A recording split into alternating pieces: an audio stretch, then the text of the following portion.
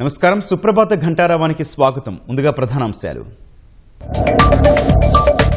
పాక్లోని ఉగ్ర స్థావరాలపై భారత్ మెరుపు దాడులు.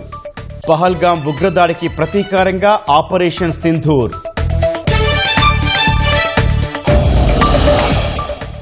పాకిస్తాన్లోని 9 చోట్ల ఉగ్రవాద శిబిరాలపై దాడులు.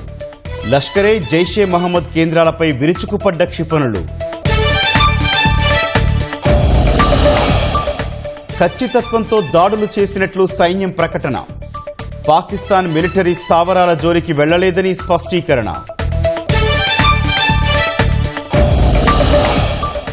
భారత వైమానిక దాడులను ధృవీకరించిన పాక్. 8 మంది మృతి, 12 మందికి గాయాలైనట్లు వెల్లడి.